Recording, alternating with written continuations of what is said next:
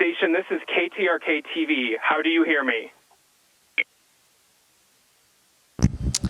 I have you loud and clear. Welcome aboard the International Space Station. Brother and fellow astronauts. Good morning, Scott. You're going to be talking to Tom and Sharon here in about 30 seconds. Tom and Sharon in about 30 seconds. Twins, but they are best friends. Scott Kelly is currently the commander on board the International Space Station, and during this entire ordeal, he's been on board the ISS in orbit some 220 miles above the Earth. And it's a rare opportunity to talk to anyone on board the space station live. This morning, we are. Scott Kelly joins us now live from outer space to talk about the progress his sister-in-law is making. And Scott, good morning. The progress that Gabby is making seems to defy the odds. That has got to lift your spirits. Yeah, it's really good news. Every time I talk to my brother, it seems like she's making really small steps, which I think in this type of injury is really, really critical. And looking, we're all optimistic about her outcome. Scott, when was the last time you had a chance to talk to your brother? And just from what impression you're getting from him, how do you think he's coping with all of this? I probably talk to him at least twice a day, in the morning when I get up and then right before I go to sleep. And so I spoke to him actually this morning.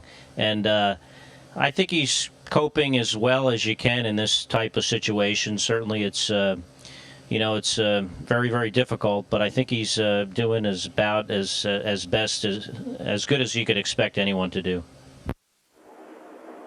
Scott, back to that fateful day. How did you hear about the shooting of Gabby, and what went through your mind? Mark said his was just disbelief for a number of minutes.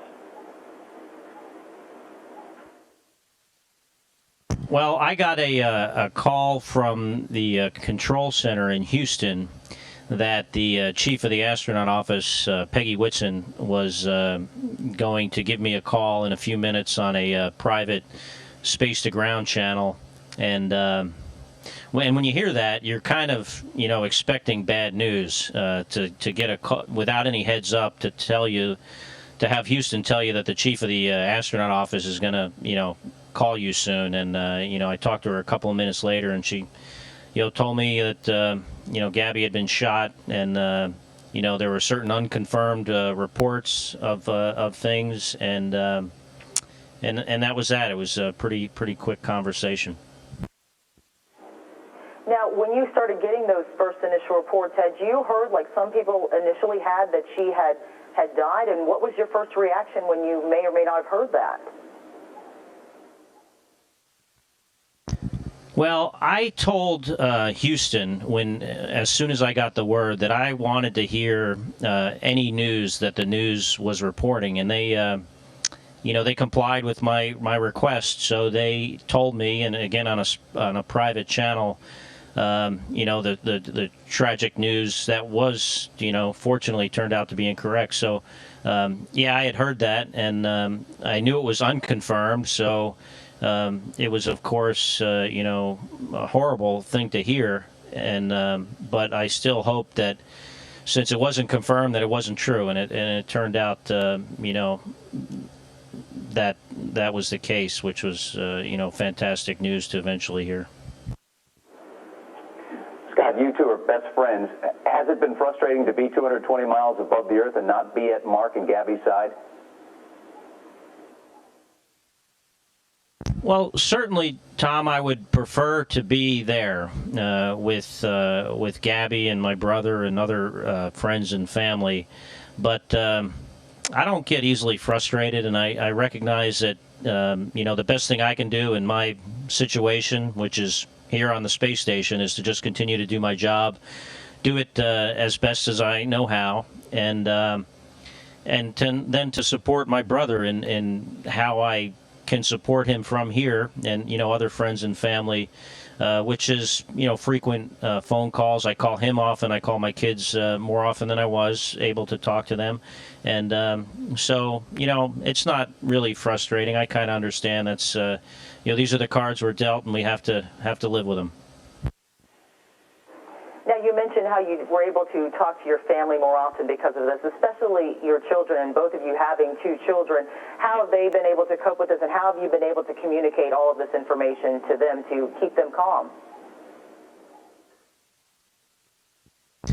Well, they were certainly very, very upset when they had thought Gabby had died, and they were still upset, of course, just from the fact that she was shot and is going to have a long recovery, and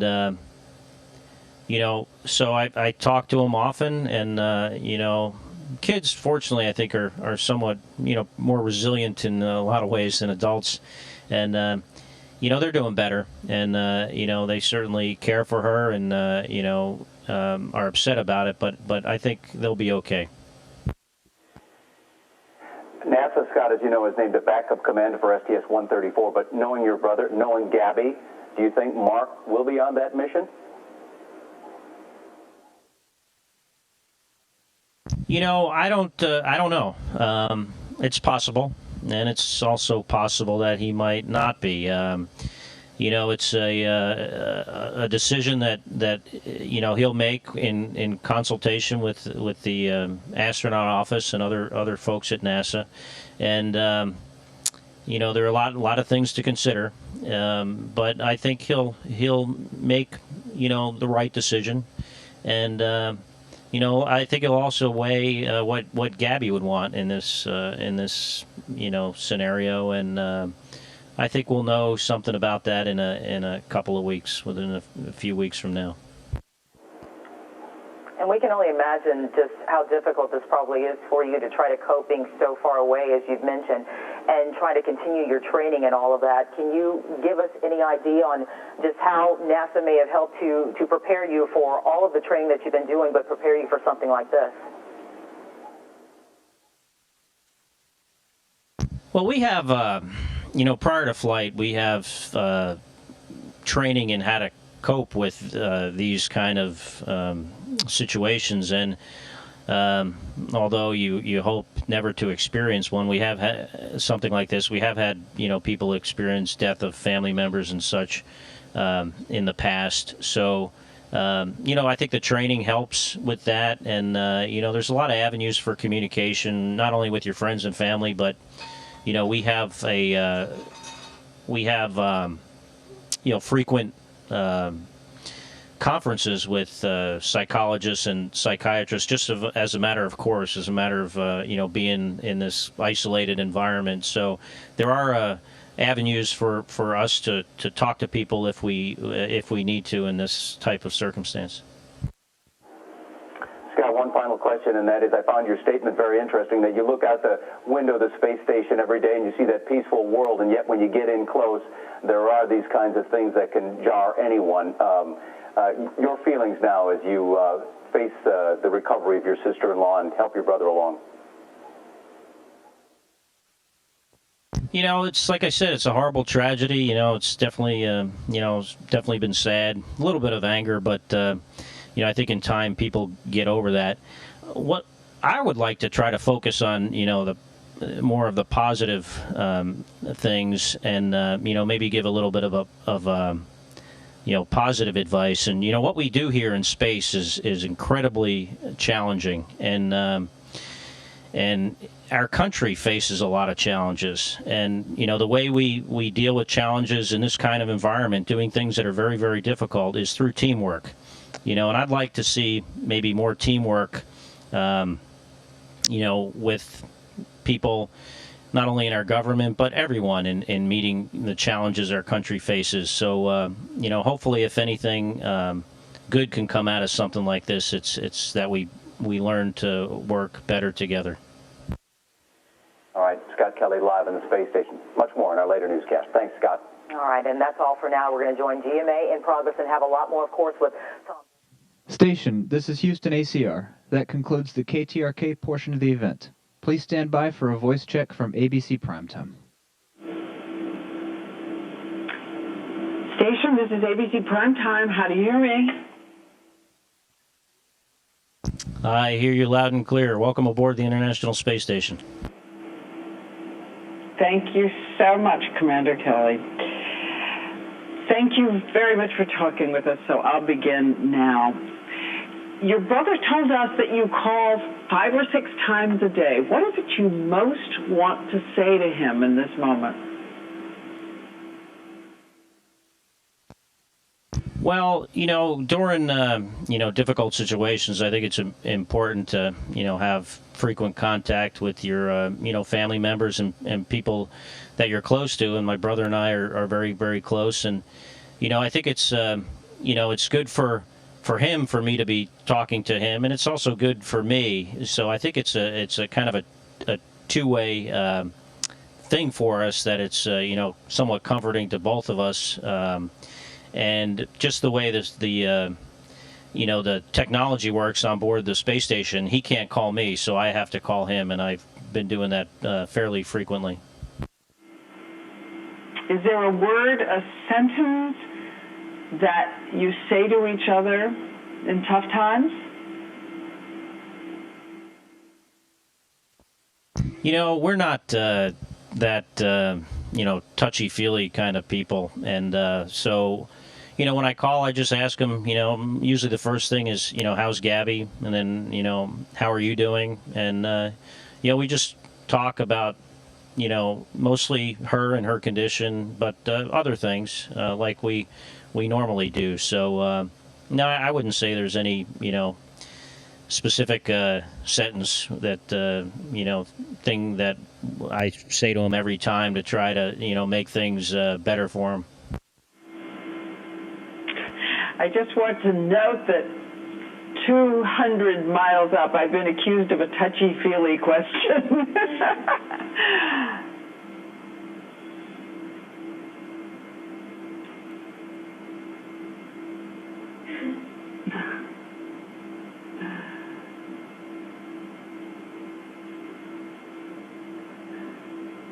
Is the commander still there? I just want to make sure you can still hear me.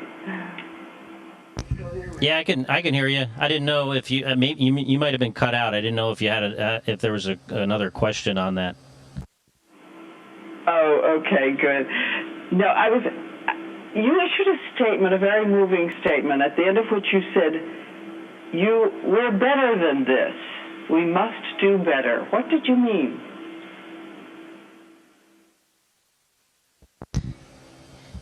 I think our country, faces a lot of challenges, and we face a lot of challenges here in the space program, and constant.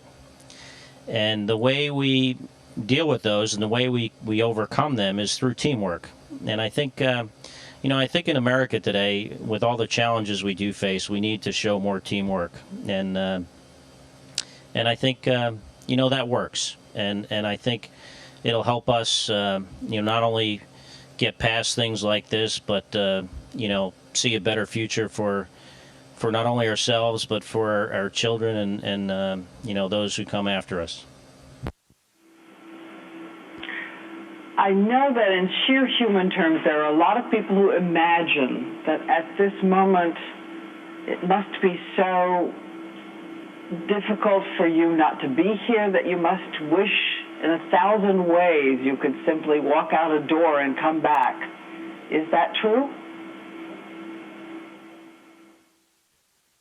Well, that's a tough question to answer, because I'm kind of a realist, and I don't, I understand this is, this is a situation I'm in. I'm certainly would prefer to be, there to support, Gabby, my brother, my kids, friends and family, but the fact that I can't, and even if it was a tragedy worse than this, there is just no way I am coming back to Earth before March 16th. Unless there was some kind of major emergency on the space station. It's just, we know that going into this, into a flight like this, so I know I'm not coming home. So, I think the best I can do is just continue to do my job, as I've done all along, and support my brother and my kids and others as best I can through the means we have on board the space station. You said in your statement that Congresswoman Giffords is a brilliant patriot. Tell us the thing you first noticed about her when you first met her. You know, what's great about Gabby is she treats everyone the same. And, you know, she's always interested in their opinion, interested, you know, in, you know, what their lives are like, interested in trying to help them. And it doesn't matter, you know, from what, you know, walk of life they are, from what party they are. She's genuinely a, you know, a kind, caring person and incredibly dedicated to her job in Congress and to our country. And not that this should happen to anybody, but for it to happen to someone like her makes it even, you know, even that more just shocking and, you know, such a horrible tragedy. And not to, you know, and I don't want to just focus on her because this is a horrible tragedy on many levels. I mean, a 9-year-old girl, you know, other people that were killed and injured. It's just, you know, it's just really terrible that things like this happen in America and, you know, around the world. How closely can you follow the news, and are you following it?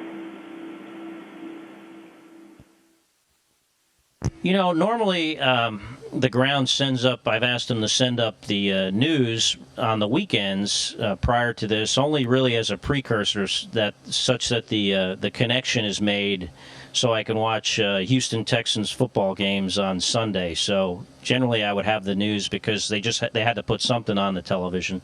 And but since this happened, actually until today, I've had it on basically, you know, continuously since the you know, since the shooting occurred. So we don't have continuous coverage, but maybe, you know, 45 minutes an hour I've had, you know, basically live television news on, and I can't look at it all the time because I'm very busy, but, you know, a few minutes here and there I can look at it. We also have a kind of a spotty but real-time internet connection, so I can look on news sites there, and of course we have a telephone. We had a chance to spend some time with your brother on the weekend, but tell us all what you most want people to know about him.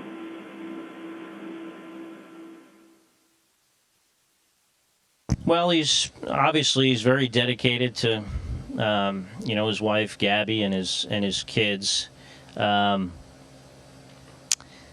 He's